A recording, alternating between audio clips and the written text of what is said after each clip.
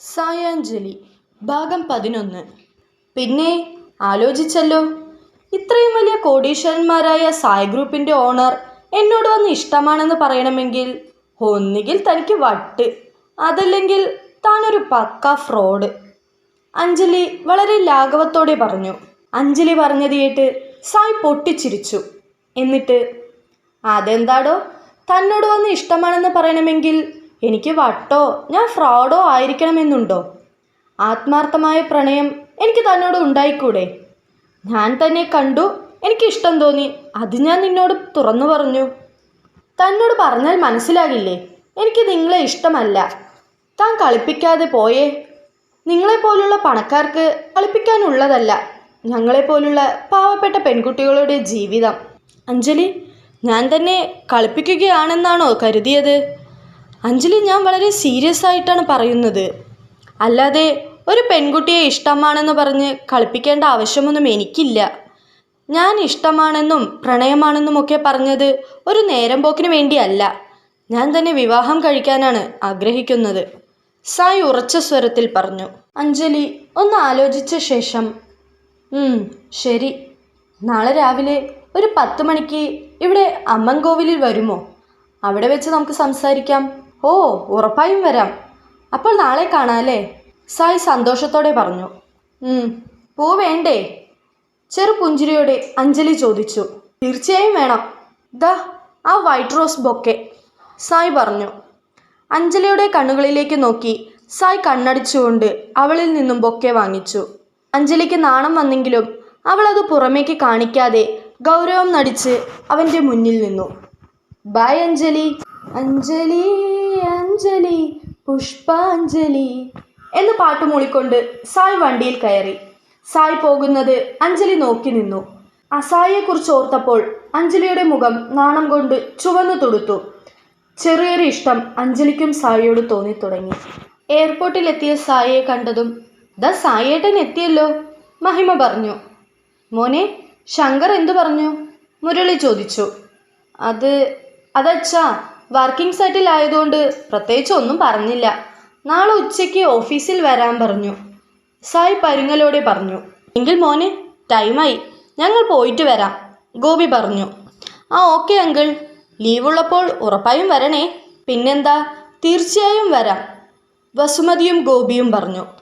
മഹി, സായ്, അപ്പോൾ ശരി, പോയിട്ട് വരാം, അനുരാധ പറഞ്ഞു. ചേച്ചി വേഗം വരണേ, മഹിമ പറഞ്ഞു. ഓക്കെ മഹി. ഗോപിയും കുടുംബവും യാത്ര പറഞ്ഞു പോയതും, അച്ഛാ നമുക്ക് ഒരുമിച്ച് പോകാം, സായ് പറഞ്ഞു. സായും അച്ഛനും അമ്മയും മഹിയും കൂടി സായിയുടെ വണ്ടിയിലും അവർ വന്ന വണ്ടി ഡ്രൈവർ മനുവിനെയും ഏൽപ്പിച്ച് അവർ വീട്ടിലേക്ക് തിരിച്ചു. ഇതെന്താ മോനെ, ഒരു ബൊക്കെ? സുമലത ചോദിച്ചു.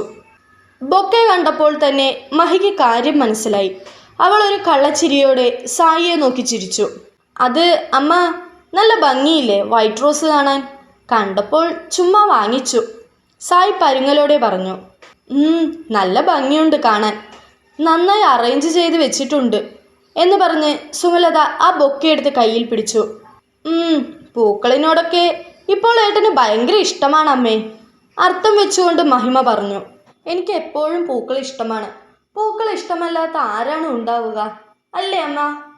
സായ് പറഞ്ഞു. ഓ, അങ്ങനെ ആവട്ടെ എന്ന് പറഞ്ഞ് മഹിമ സായിയെ നോക്കി ചിരിച്ചു. എന്നിട്ട്, സായി ഏട്ടാ, നമുക്ക് റോസ്റ്റോൺ ഗ്ലോബൽ ഗ്രില്ലിൽ പോയാലോ? എനിക്ക് ബനോഫി പൈ കഴിക്കാൻ തോന്നുന്നു. പ്ലീസ്, നമുക്ക് അവിടേക്ക് പോകാം.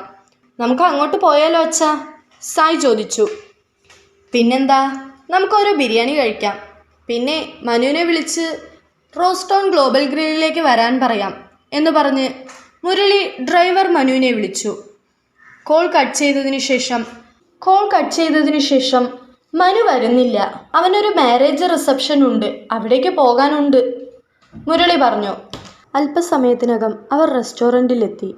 ഭക്ഷണം ഓർഡർ ചെയ്ത് വെയിറ്റ് ചെയ്തിരിക്കുമ്പോൾ സായ് മഹിയെ നോക്കി ഫോൺ നോക്കുമെന്ന് കണ്ണുകൊണ്ട് ആംഗ്യം കാണിച്ചു. മഹി ഫോൺ ഓണാക്കിയപ്പോൾ സായ് മെസ്സേജ് അയച്ചിരിക്കുന്നു. അഞ്ജലിയുടെ കാര്യം അച്ഛനോടും അമ്മയോടും പറയുന്നതിനെ പറ്റി മഹിയുടെ അഭിപ്രായം എന്താണെന്ന് സായ് ചോദിച്ചിരിക്കുന്നു. ഇപ്പോൾ തന്നെ അച്ഛനോടും അമ്മയോടും പറയാൻ മഹി സായിയോട് പറഞ്ഞു. സായ് അഞ്ജലിയുടെ കാര്യം അച്ഛനോടും അമ്മയോടും പറയുന്നതിനെ പറ്റി ഒന്നുകൂടി ചിന്തിച്ചു. കുറച്ചുകൂടി കഴിഞ്ഞിട്ട് മതിയോ എന്ന് സായ് മഹിയോട് പതിയെ ചോദിച്ചു. മര്യാദയ്ക്ക് പറയുന്നുണ്ടോ എന്ന് പറഞ്ഞ് മഹിമ സായിയെ നോക്കി കണ്ണുരുട്ടി. ഒരു ദീർഘനിശ്വാസമെടുത്ത് സായ് സകല ധൈര്യവും സംഭരിച്ചു. അച്ഛ, അമ്മ, രണ്ടുപേരെയും സായ് വിളിച്ചു. എന്താ മോനെ, അവർ ചോദിച്ചു. എനിക്ക് നിങ്ങളോട് വളരെ ഇമ്പോർട്ടൻ്റായ ഒരു കാര്യം പറയാനുണ്ട്. എന്താണേലും പറയൂ സായ്, മുരളി പറഞ്ഞു. എനിക്ക് അത് അമ്മ. സായ്ക്ക് വാക്കുകൾ പതറി. നീ ഞങ്ങളെ ടെൻഷനാക്കാതെ കാര്യം എന്താണെന്ന് വെച്ചാൽ പറയുന്നുണ്ടോ? സുമലത പറഞ്ഞു. അമ്മ പറയുന്നത് കേട്ട് മഹിമ ചിരിച്ചുകൊണ്ട്, അതമ്മ, ഏട്ടനൊരു പെൺകുട്ടിയെ ഇഷ്ടമാണ്, മഹിമ പറഞ്ഞു. മഹിമയെ നോക്കി ഒരു പുഞ്ചിരിയോടെ താങ്ക്സ് എന്ന് പറഞ്ഞു. മഹിമ പറഞ്ഞത് കേട്ട് മുരളിയും സുമലതയും പരസ്പരം മുഖത്തോട് മുഖം നോക്കി ചിരിച്ചു. സുമേ, നമ്മുടെ മകന് ഇപ്പോൾ പ്രേമിക്കാനൊക്കെ അറിയാം. അവന് ബിസിനസ് അല്ലാതെ മറ്റൊരു ചിന്തയുമില്ല. തമാശയായി പോലും ഒരു പെൺകുട്ടിയെ പോലും ഒന്നും നോക്കില്ല എന്ന് പറഞ്ഞ് നിനക്കായിരുന്നില്ലേ ഭയം? ഇപ്പോൾ സമാധാനമായില്ലേ? മുരളി ചിരിച്ചുകൊണ്ട് പറഞ്ഞു. ഈ കാര്യം പറയാനായിരുന്നോ നീ ഇവിടെ ഇരുന്ന് ഇത്രയും വിയർത്തത്? ഇങ്ങനെ ഒരു കാര്യം കേൾക്കാൻ ഞങ്ങൾ എത്ര ആഗ്രഹിച്ചിരുന്നെന്നോ. ഞങ്ങൾക്ക് ഒത്തിരി സന്തോഷമായി മോനെ. ഇപ്പോൾ നിന്നിലൊരു ചെറിയ മാറ്റമൊക്കെ ഞാൻ ശ്രദ്ധിച്ചിട്ടുണ്ടായിരുന്നു. അപ്പോൾ അതിൻ്റെ കാരണം ഇതായിരുന്നു അല്ലേ? അമ്മ പറഞ്ഞത് കേട്ട് സായ് അല്പം നാണത്തോടെ ഇരുന്നു. മോനെ, ആ പെൺകുട്ടി ആരാണ്? മുരളി ചോദിച്ചു. സായ് അഞ്ജലി എന്ന് പറയാൻ ഒരുങ്ങുമ്പോഴേക്കും, മുരളിയേട്ടാ, ആ പെൺകുട്ടി ആരാണെന്ന് എനിക്കറിയാം, സുമലത പറഞ്ഞു. അമ്മ പറഞ്ഞത് കേട്ട് സായും മഹിയും ഞെട്ടലോടെ പരസ്പരം നോക്കി. നീ അപ്പം അമ്മയോട് പറഞ്ഞിരുന്നു അല്ലേ? സായ് മഹിമയെ നോക്കി കണ്ണുരുട്ടിക്കൊണ്ട് ചോദിച്ചു. ഏട്ടാ, ഞാൻ ആരോടും പറഞ്ഞിട്ടില്ല. ഓഹോ, അപ്പോൾ അമ്മയ്ക്കും മകൾക്കും അറിയാം, ഞാൻ മാത്രമാണ് ഒന്നും അറിയാത്തത്. എങ്കിൽ പറ, ആരാണ് ആ പെൺകുട്ടി? ഞാനും കൂടി അറിയട്ടെ. ഈ കാര്യം അമ്മ എങ്ങനെയാ അറിഞ്ഞത്? ഏട്ടൻ എന്നോട് മാത്രമാണല്ലോ പറഞ്ഞത്, മഹിമ ചോദിച്ചു. ഈ ഇടയായിട്ട് ഇവൻ്റെ മാറ്റം കണ്ടപ്പോൾ തന്നെ എനിക്കൊരു സംശയം തോന്നിയിരുന്നു. ഒരു പെൺകുട്ടി ഇവൻ്റെ മനസ്സിൽ കയറിയിട്ടുണ്ടെന്ന്. ഇടയ്ക്കിടയ്ക്കുള്ള ഇവൻ്റെ പുറത്തുപോക്കും, പൂക്കളോടുള്ള ഇഷ്ടവും, ഡ്രസ്സിങ് സ്റ്റൈലിൽ വന്ന ചേഞ്ചസും, മുഖത്തെ ആ ഒരു ഉത്സാഹവും സന്തോഷവും ഒക്കെ ഞാൻ ശ്രദ്ധിക്കുന്നുണ്ടായിരുന്നു. നിന്റെ അമ്മയല്ലേ, ഞാൻ ഇതൊക്കെ കണ്ടുപിടിക്കാനാണോ പ്രയാസം? പിന്നെ കുറച്ചുകൂടി കൺഫേമായിട്ട് നിന്നോട് ചോദിക്കാമെന്ന് കരുതി, തൻ്റെ ഉള്ളിലെ CIDയെ പുകഴ്ത്തിക്കൊണ്ട് സുമലത പറഞ്ഞു. എന്നാലും അഞ്ജലിയുടെ കാര്യം അമ്മ എങ്ങനെ കണ്ടുപിടിച്ചു? ഇനി മാർക്കറ്റിൽ വെച്ച് ഞാൻ അഞ്ജലിയോട് സംസാരിക്കുന്നത് അറിയുന്ന ആരെങ്കിലും കണ്ടിട്ട് അമ്മയോട് പറഞ്ഞിട്ടുണ്ടാവുമോ? സായ് മനസ്സിൽ പറഞ്ഞു. സായി ഏട്ടനും ഞാനും കൂടി സംസാരിക്കുന്നത് അമ്മ കേട്ട് കാണും, അല്ലാതെ വേറൊരു വഴിയുമില്ല അമ്മ അറിയാൻ, മഹിമ പറഞ്ഞു. നിങ്ങളിങ്ങനെ സസ്പെൻസ് ഇട്ട് മനുഷ്യനെ ടെൻഷനാക്കാതെ പെൺകുട്ടി ആരാണെന്നൊന്ന് പറഞ്ഞൂടെ? ക്ഷമ നശിച്ച് മുരളി ചോദിച്ചു. മുരളിയേട്ടാ, ഇങ്ങനെ ടെൻഷൻ ആവാതെ. നമ്മുടെ മോൻ്റെ സെലക്ഷൻ സൂപ്പറാണ്.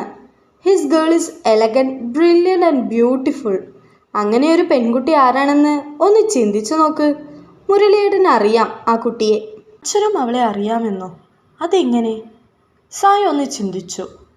അമ്മ ആരെയാണ് ഉദ്ദേശിക്കുന്നത്? സായും മഹിയും ഒരുപോലെ ചോദിച്ചു. ഇവിടെ അമ്മ പറയാൻ പോകുന്ന പെൺകുട്ടി അത് സായിയുടെ സ്വപ്നസുന്ദരിയായ സായിയുടെ സ്വന്തം പൂക്കാരി ആയിരിക്കുമോ? ഇവിടെ സായിയുടെ ആത്മാർത്ഥ പ്രണയം വിജയിക്കുമോ?